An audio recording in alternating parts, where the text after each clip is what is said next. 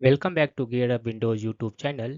In this video, we will guide you on how to delete or remove a drive partition on Windows 11 using PowerShell. So first click on this one start button and then type here PowerShell. In the search results, right click on this one Windows PowerShell entry, select Run as Administrator. In case Windows prompts, click on Yes. Then you need to issue the command get dash volume and press enter on the keyboard.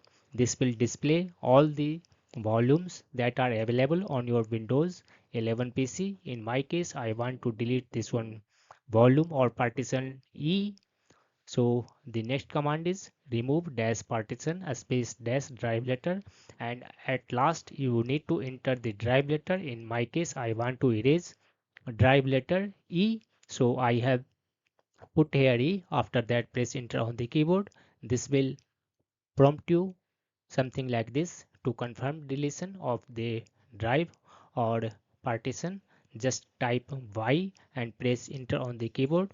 This will erase particular drive or selected drive from your Windows 11 PC. After that, to confirm it, again issue the command get dash volume and press enter.